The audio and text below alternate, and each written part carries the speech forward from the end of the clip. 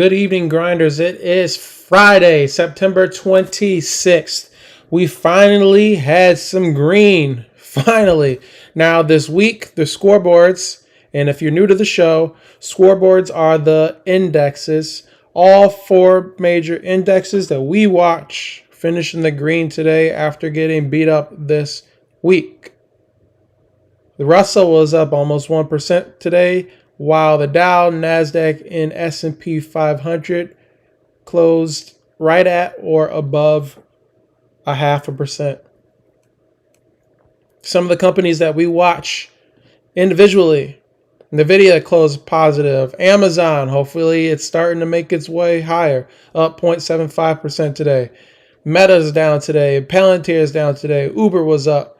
DraftKings was up this morning. I thought we were making a run, but then closed down negative 1.4%. And Palo Alto today was pretty much flat. As far as all the companies we watch, nothing too exciting going on. Well, there is a couple things that I wanted to bring to your attention. So let's go over the news for the week. And at the end, we'll talk about the government shutdown that is looming. All right, YouTube is coming to a plane near you.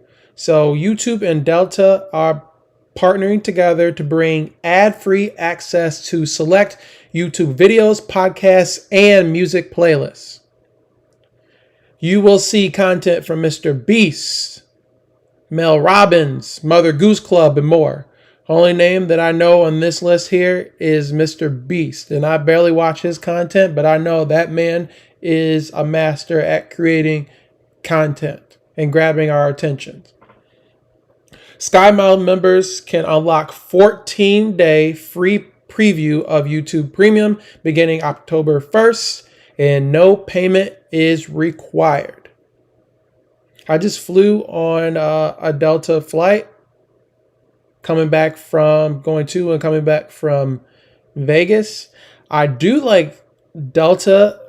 Primarily, I fly on Southwest because I like going out west, and they have direct flights out there, and it's usually cheaper than your Delta. But I do like Delta's feel. It feels more professional, feels more American. It seems like their planes are newer. I like their the outfits that they wear, the flight attendants. I just like everything about Delta. It even seems like their terminals and stuff that they're at are nicer. I've never flown first class, but I like the fact that you can get Shake Shack on their flights. So, and I'm not sure if that's live yet, but I know it's coming soon if it's not live. So I like flying Delta. I think this will just enhance the experience. All right, moving on. MLB is coming to Netflix. So they have a 3-year agreement between MLB and Netflix. And the Yankees versus the Giants is an opening day game that is going to be live on Netflix. They're also planning to show Home Run Derby and special location events during the regular season. And to close out the show, the government shutdown. So there's a looming government shutdown that could leave federal employees without pay and delay key economic reports. Congress only has 4 days left to agree on a stopgap bill to keep government funded past Tuesday. Now, if you have questions on what a stopgap bill is, it is a temporary funding measure passed by Congress to keep the federal government running.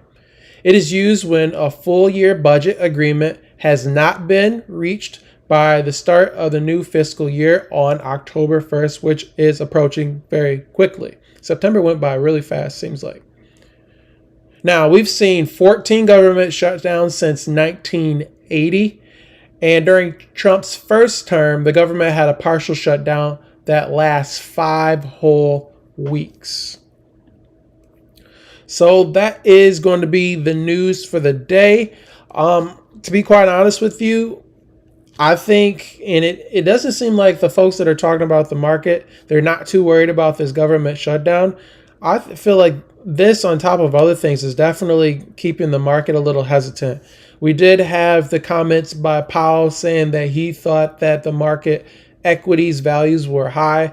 And since that comment, it seems like the market has been down.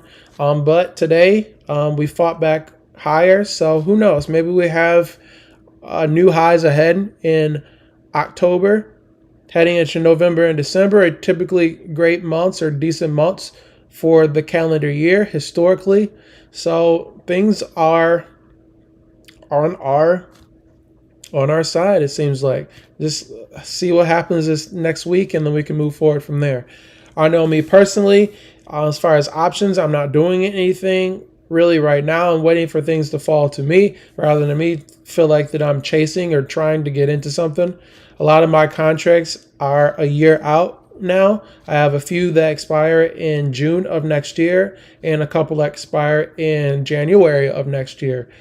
So we're really just sitting on our hands and just waiting for opportunity. We haven't seen a big correction in either of the scoreboards or the indexes.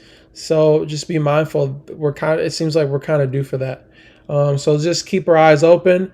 Let's not get too over aggressive, over anxious. If you're just getting in, don't feel like you have to chase and catch up to what everyone else has been doing, or folks are talking about their gains that they've had in the market this year.